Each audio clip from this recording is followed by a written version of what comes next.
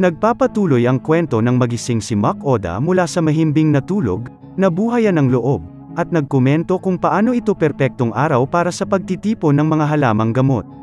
Sa kabilang banda, si Fel ay hindi nagising na may parehong masiglang enerhiya habang siya ay umuungol na mukhang pagod. Si Mac Oda ay pumunta sa balon upang kumuha ng tubig para magpahangin habang binabanggit kung paano niya gustong gumanap ng maayos sa kanyang unang misyon mula sa Adventurers Guild. Habang pinupunasan niya ang kanyang mukha, sinalakay ni Fel ang kanyang pribadong espasyo at sinaway si Mac Oda dahil sa hindi niya pinapansin. Tumugon siya sa pamamagitan ng pagtulak sa mukha ni Fel habang ang mga balbas nito ay nakakainis na kumikiliti sa kanya. Inaalertuhan siya ng maalamat na halimaw na ang paghahanda ng kanyang mga pagkain ay isang mas mahalagang misyon at hinihiling na kumain ng karne. Si Mac Oda ay pumayag at kinikilala ang kanyang malaking gana. Ang duo ay pumunta sa bukas na damuhan para kunin ni Mac Oda ang kanyang mga halamang gamot para sa paghahanap. Nagrereklamo pa rin si Fel tungkol sa hindi pagkuha ng kanyang pagkain, ngunit ipinaliwanag ni Mac Oda na wala silang anumang sangkap na natitira. Iminungkahi niya na maghiwalay sila, kaya habang kumukuha siya ng kanyang mga halamang gamot, dapat manghuli si Fel. Sumasang-ayon ang Fenrir sa kaayusan na iyon. Nang malapit nang umalis si Fel, huminto siya at napansin na kung wala siya, si Mac Oda ay nasa mas malaking panganib. Ramdam niya ang presensya ng maraming halimaw sa lugar, na kaibahan sa magagandang tanawin. Si Fel ay nakatayo sa ibabaw ng kanyang kapareha at nag-activate ng protective barrier sa paligid niya. Ngayong tiwala na siya na ligtas na siya, nagmamadali siyang umalis sa kalapit na kagubatan at pinaalalahanan si Mac Oda na maghanda ng tanghalian bago siya bumalik. Si Mac Oda ay nagpapatuloy upang maghanap ng kanyang mga halamang gamot. Upang gawing mas madali ang mga bagay, ginagamit niya ang kanyang kakayahan sa pagtatasa upang matukoy ang pagkakaiba sa pagitan ng mga damo at mga halaman na hinahanap niya. Pagkatapos ng maikling paghahanap, nakakita siya ng labis na mga halamang gamot at iniisip kung magdudulot ng problema ang pagbabalik ng lahat ng ito. Dahil maaga siyang natapos kaysa sa inaasahan, nagpasya siyang maghanda ng tanghalian. Ngunit wala na silang karne ng halimaw, kaya tumingin siya sa online na tindahan upang makahanap ng mga sangkap upang gawing posible ang pinakamurang pagkain. Nag-order siya para sa giniling na karne ng baka at baboy na may delatang sarsa ng karne at pasta, at inilatag ng chef ang mga sangkap at sinimulang pagsamahin ang mga ito. Si Fel ay may perpektong timing at lumilitaw kasama ng isang rock bird, na nagkomento sa kung gaano kasarap ang amoy ng pagkain. Natuwa siya sa inihandang teriyaki Mac Oda noong isang araw, kaya sinalo niya ulit ito para ulitin niya ang ulam mamaya. Inaalertuhan siya ng maalamat na halimaw na nakahuli siya ng ilan pang halimaw ngunit hindi niya maihatid ang mga ito ng sabay-sabay, kaya iniwan niya ang mga ito sa gilid ng kagubatan. Nagpasya silang kunin ang mga ito sa ibang pagkakataon, ngunit sa ngayon, inilalagay ni Mac Oda ang mga huling pagpindot sa pasta dish para masiyahan sila. Medyo may pag-aalinlangan si Fel sa pagkain noong una, pero nanalo siya kapag natikman niya ito. Dinala ito ni Mac Oda sa susunod na antas noong nagdagdag siya ng cheese powder, na ginagawang mas masarap ang pasta dish.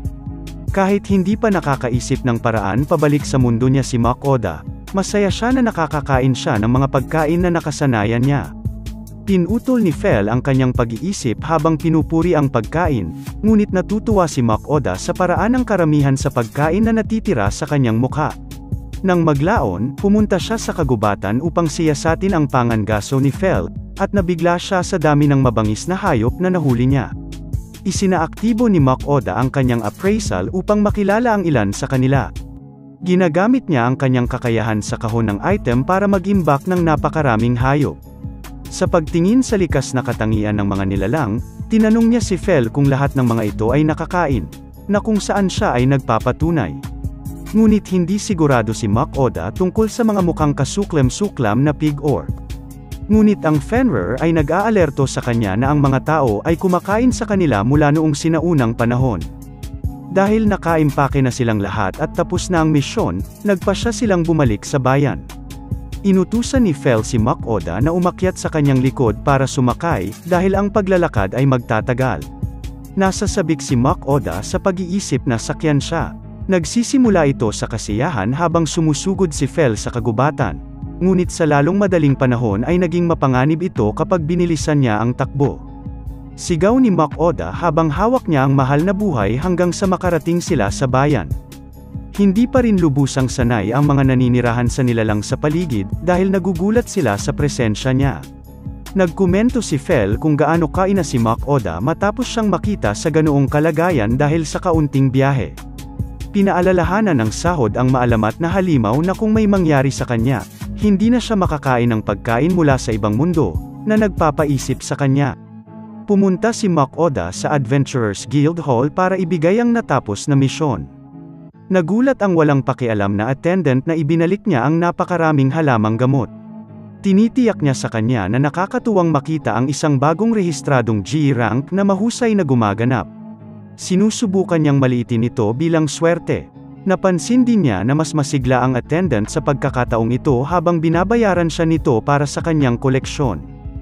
Inalertuhan niya ito na mayroon siyang ilang mga gawa at iba pang bagay na ibebenta, at nilinaw niya na pamilyar ang mga ito ang nanghuli sa kanila nang itinuro niya si Fel sa labas. Namumula ang ginang at kung gaano siya ka-cute sa tingin niya, ngunit mabilis siyang bumalik sa pagkatao bago pa man mapansin ng sinuman. Gayunpaman, nakita siya ni Mach Oda. Sinisikap niyang i-play ito ng cool habang idinidirekta siya sa kabilang counter upang i-proseso ang kanyang malalaking transaksyon sa halimaw. Dahil sa laki ng order niya, itinuro siya ng halimaw na butcher sa likod. Sa pagbubukas niya ng workshop, nagkomento siya kung paano magandang makilala sa wakas ang Rumord guy na nagpaamo ng isang Fenrir. Nagulat si Mach Oda na nagiging local celebrity na siya, kaya mabilis niyang binago ang paksa pabalik sa gawaing nasa kamay. Parehong nagulat ang Verdugo nang makita niya ang dami at uri ng mga nilalang na nagawa nilang manghuli. Inalertuhan niya siya na karamihan sa kanila ay B-rank, at mayroon ding ilang A-rank na monsters doon.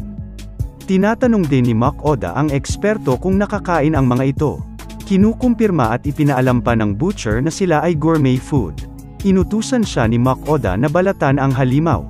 Ibebenta nila ang lahat maliban sa karne. Sa napakalaking halaga, hiniling ng Verdugo na bigyan siya ng hanggang sa susunod na araw upang matapos. Inaalerto niya ang mga ito na ang bayad para sa pagproseso ay ibabawas mula sa mga materyales na binibili. Nagsusumamo si Mach Oda na maghanda siya ng isa para madala nila. Tinanong ng butcher kung okay lang na ihanda ang orc, ngunit sa reaksyon ni Mach Oda, hinala ng butcher na hindi siya fan nito. Sinusubukan niyang kumbinsihin siya na ang karne ay masarap. Sumingit si Fel, na nagsasabi na matagal na siyang nakakain ng karne ng orc, kaya't mangyaring ihanda ito. Pagkatapos ng maikling sandali, natapos niya ito at iniabot ito para kunin nila. Nang maglaon ng gabing iyon, nagpasya si Mach Oda na ihawin ito gamit ang iba't ibang coatings at ginamit ang natirang sarsa mula sa hapong iyon upang palamutihan ang karne. Gusto ni Fel ang kombinasyon.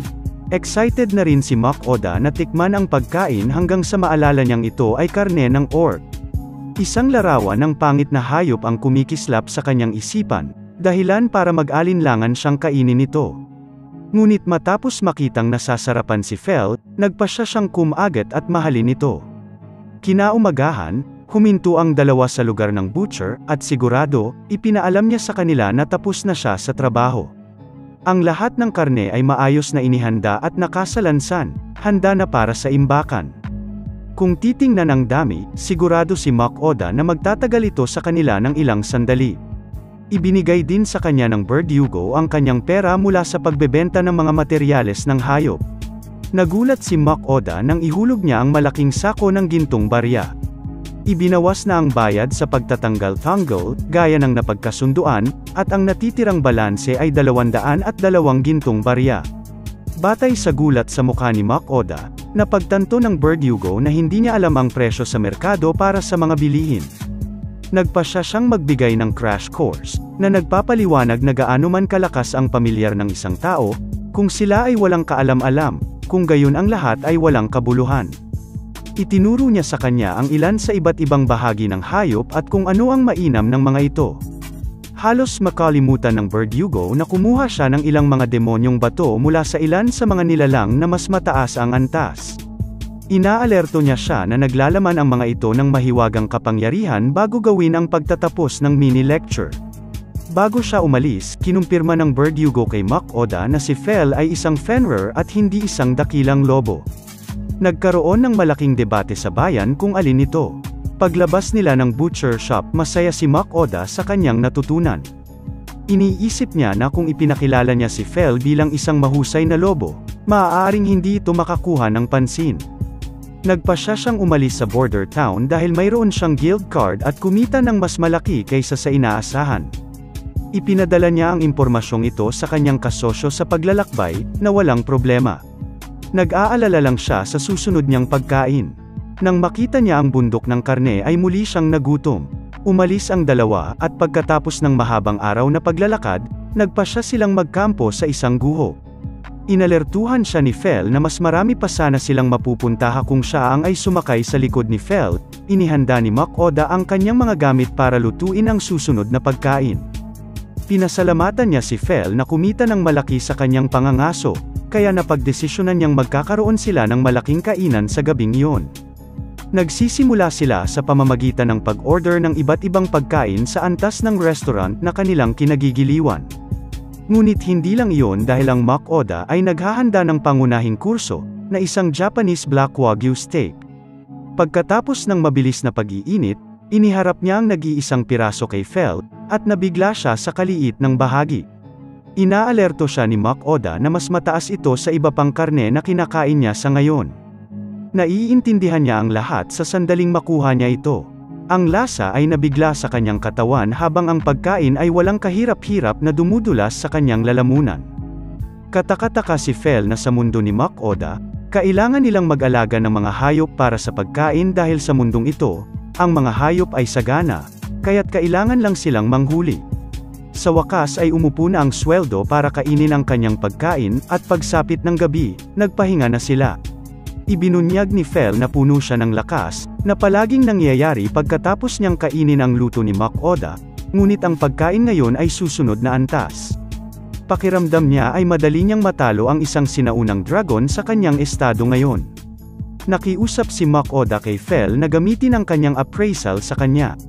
Nang makita niya ang mga numero, hindi siya makapaniwala sa kanyang mga mata, kaya pinunasan niya ito upang matiyak na gumagana ang mga ito. Ito ay nagsiwalat na ang mga istatistika ng Fel ay tumaas ng malaki sa lahat ng stats. Sa bagong natagpo ang kapangyarihang ito, ang maalamat na halimaw ay sabik na subukan ito, kaya nagpasya siyang manghuli. Naglagay siya ng malakas na hadlang sa paligid ng Mac Oda bago siya pumunta.